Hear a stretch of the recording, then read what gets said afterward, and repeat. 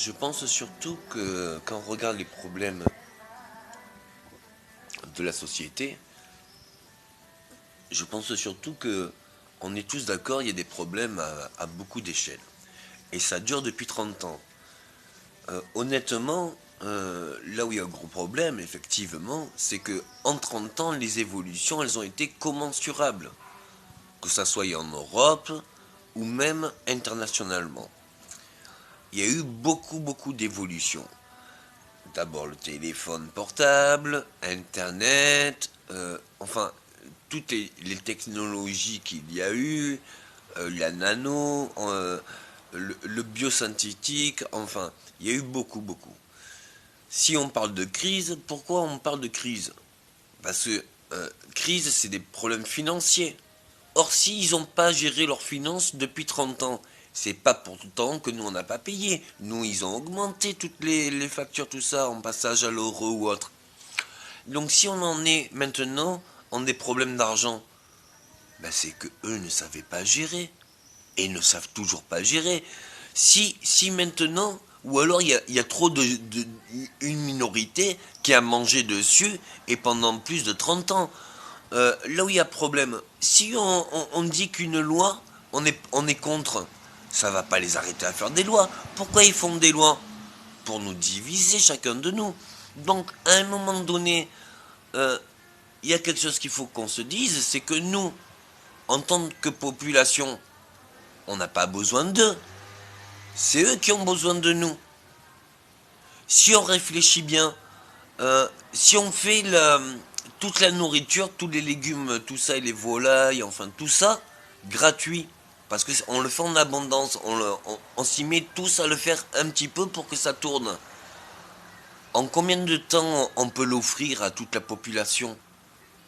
Parce que même on dit aux agriculteurs, non, vous arrêtez votre métier parce qu'à cause de vous, c'est toute une population qui ne peut pas manger à sa faim.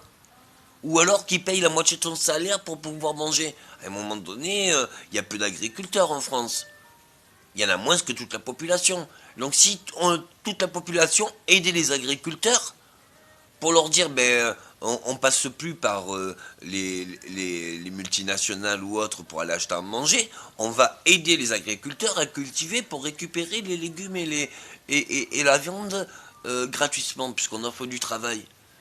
Donc du coup, tout le monde pourrait avoir à manger et n'aurait plus besoin de le payer. Ça serait du pouvoir d'achat.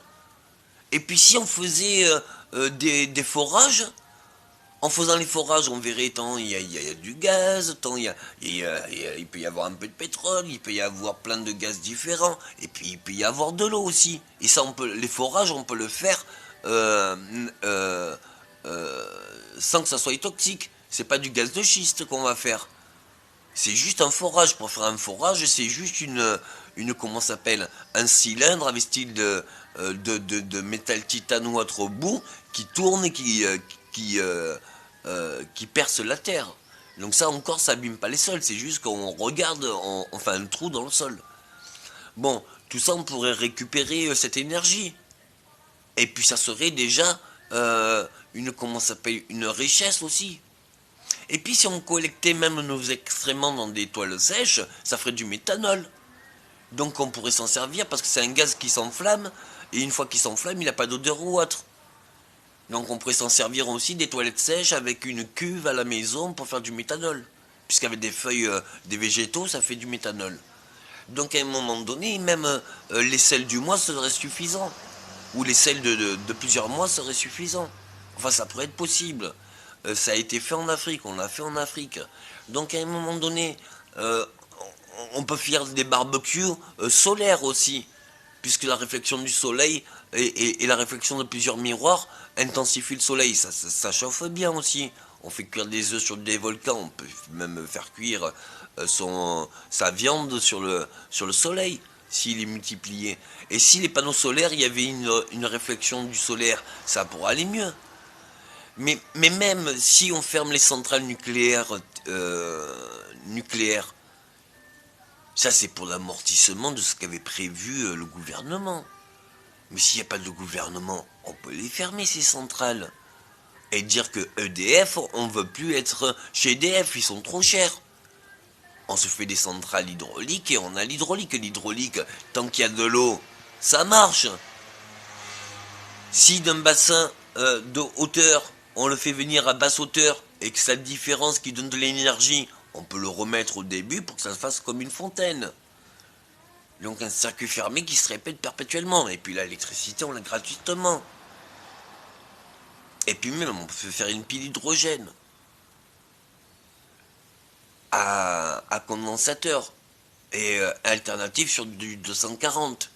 C'est des petites piles comme les 4-5. Donc il y a plein de solutions. Mais si on se débarrasse d'eux. Ou alors on fait compter les votes blancs. Ou alors toutes les voix en référendum. Vous parlez d'une démocratie, mais il y a encore un président.